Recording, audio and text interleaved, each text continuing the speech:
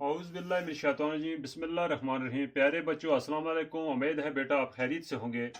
بیٹا آج جو کلاس ہم لے کے آئے ہیں جماعت 5ویں ہے، مضمون اردو ہے، موضوع ہے میری کیوری۔ تو بورڈ کی طرف بیت میں جائیں گے، پہلے لیسن کو کمپلیٹ کرتے ہیں۔ کل ہم نے یہاں سے یہاں تک یہ لیسن کمپلیٹ کیا تھا، پیج 89 سے آپ دیکھیں دوبارہ۔ 1894 عیسوی میں انہوں نے ایک مشہور سائنسدان پیری کیوری سے شادی کی۔ دونوں میاں بیوی ایک ساتھ کام کرنے لگے۔ انہیں یورینیم کے موضوع میں دلچسپی پیدا ہو گئی۔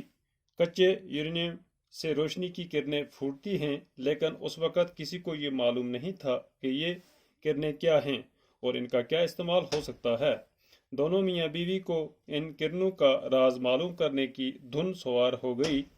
میری کو یقین تھا کہ ان میں ضرور کوئی ایسا جوہر چھپا ہوا ہے جسے ابھی تک دریافت نہیں کیا گیا ہے۔ اس نامعلوم جوہر کو تلاش کرنے کے لیے انہوں نے ایک پرانے اور بوسیدہ مکان میں اپنی تجربے گاہ بنا لی، جہاں وہ دونوں برسوں یورینیم پر مختلف تجربے کرتے رہے۔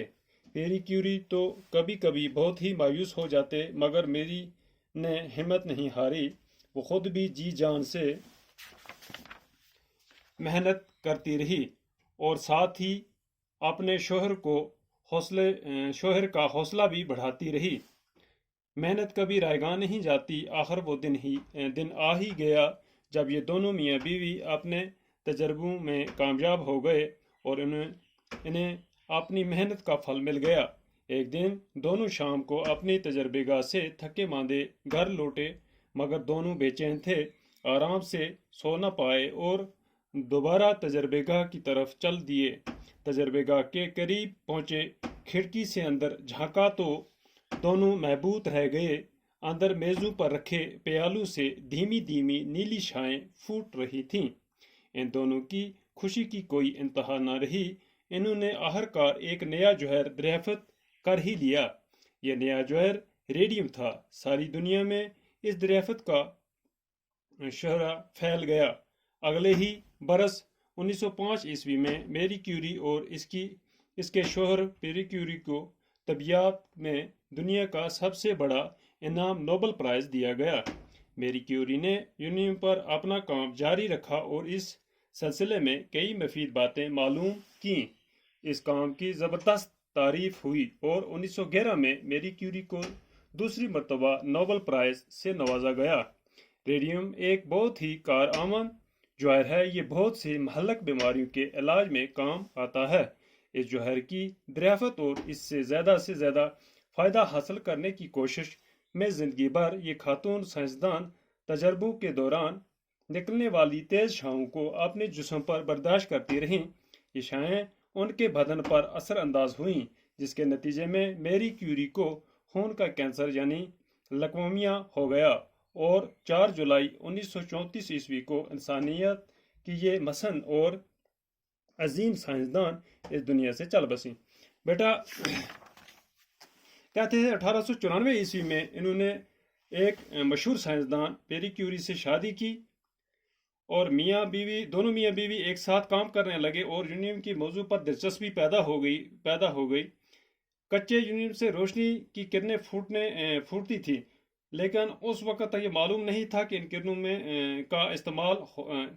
ان کا کیا استعمال ہوتا ہے۔ دونوں میاں بیوی کو ان کرنوں کا راز معلوم کرنے کی دھن سوار ہو گئی تھی اور ایسا جوہر ان میں سے ضرور کوئی ایسا جوہر چھپا ہوا ہے جسے ابھی تک دریافت نہیں کیا گیا۔ انہیں معلوم کیا اور تلاش کرتے رہے کہ ان نے اپنا تجربے کا ایک بوسیدے مکان میں یعنی کہ رکھا۔ یہ پرانا مکان تھا جہاں دونوں وہاں پر جا کر اپنے یہ تجربے کرتے رہے اور کبھی کبھی یہ مایوس بھی ہو جاتے تھے، مگر میری نے ہمت نہیں ہاری، محنت کرتی رہی اور ساتھ ساتھ اپنے شوہر کو بھی اس کا حوصلہ بھی بڑھاتی رہی، شوہر کا بھی۔ تو محنت کبھی رائے گاہ نہیں جاتی، یعنی کہ ضائع نہیں جاتی۔ آخرکار وہ دن آ ہی گیا جب ان کے تجربے گاہ میں تجربوں میں کامیابی حاصل ہوئی اور دونوں کو شام کو اپنے تجربے گاہ سے جب تھکے ماندے واپس لوٹ رہے تھے تو دونوں بے چین تھے، سو نہ پائے۔ پھر دوبارہ تجربے گاہ میں آئے اور وہاں پر دیکھا، کھڑکی سے جھانک کر انہیں تو मेज़ों पर जो प्याले रखे थे जिनमें ये तजर्बे कर रहे थे, वहां से धीमी धीमी यानी नीली छाएं फूट रही थी। तो दोनों बहुत खुश हुए, खुशी की इंतहा ना रही। तो इसी तरह एक नया जो है रिडियम जो इन दरियाफ्त किया, जिसको रिडियम कहते हैं।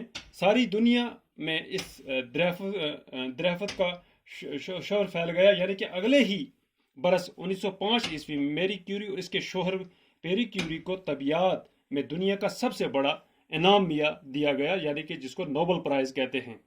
और मैरी क्यूरी और इन दोनों ने इस सिलसिले में कई मफीद बातें भी हासिल की।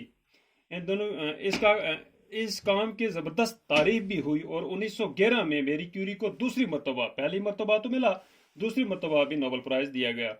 और ये रेडियम एक बहुत ही कारआमद चीज़ थी, जो बहुत सारी महलक यानी कि हलाक करने वाली जो बीमारियां हैं उनके इलाज में काम आता था। तो इसका बहुत ही फ़ायदा भी था। तो ज़िंदगी भर ये खातून साइंसदान तजर्बे करती रही, और इसकी तजर्बेगाह में जो शाएँ थी वो इसके जिस्म पर पड़ती रही, जिससे इसको क्या हुआ, खून का कैंसर यानी लकौमिया कहते हैं जिसको, हो गया। और 4 जुलाई 1934 ईस्वी को इस अजीम खातून साइंसदान का जो क्या कहते हैं इस दुनिया से चल बसी, तो मौत हुई इसी से।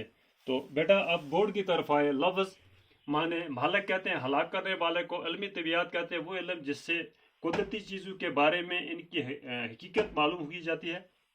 बोसीदा कहते हैं टूटा फूटा पुराना, रायगां बेकार फजूल इकारत, महबूद कहते हैं हैरान हक्का बगा, शाहे किरने, तजर्बेगाह वो जगह जहाँ पर तजर्बे किए जाते हैं। तो बेटा ये कंप्लीट किया, तो कल इंशाल्लाह इसको कंटिन्यू करेंगे, इसके सवालात करेंगे हम आगे।